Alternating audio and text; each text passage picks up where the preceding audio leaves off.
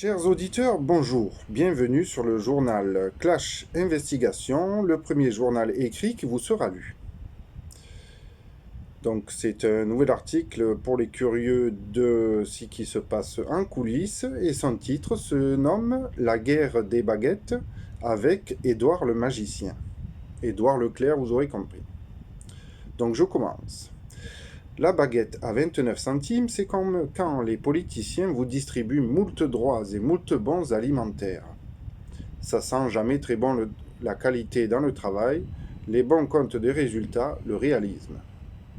Mais ne vous inquiétez pas, quand tous les Français seront sous emprise de quelques seigneurs qui leur vendent des vessies pour des lanternes, ils changeront peut-être d'avis. À moins qu'Édouard Leclerc soit le nouveau Jésus, sauveur libérateur multipliant les peines de vie et de bon goût, donc nourrissant à son peuple.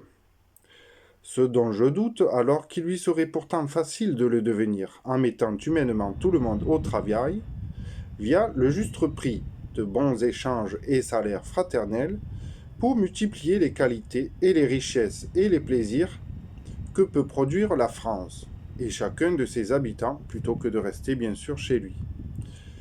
Mais pour l'instant, les boulangers et autres artisans devront compter sur les dernières forces de la classe moyenne pour s'en sortir.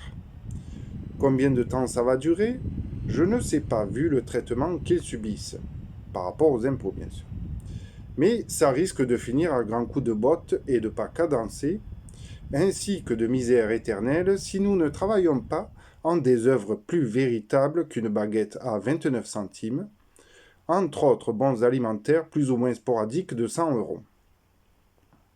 Car en effet, de toute façon, tout ce qu'on vous donne sans travail, c'est des bons alimentaires, hein. Quoi que ce soit, hein.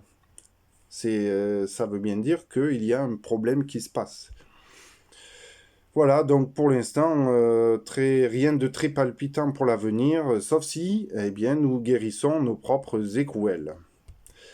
Donc, une petite notation de fin, c'est que ce que je veux dire, c'est que je n'en veux aucunement à Édouard, qui n'est au final que le symptôme de notre société généraliste.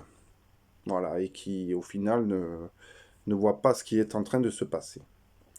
Enfin, voilà, je vous invite à vous abonner, à partager et aussi à consulter le site de la République des Gaules, dont le lien se trouve en description et qui a pour but de promouvoir la démocratie et de meilleurs équilibres pour la France. Voilà, des énergies plus positives et moins possessives, moins confiscatoires que celles que nous vivons aujourd'hui. Voilà, je vous remercie et au prochain article.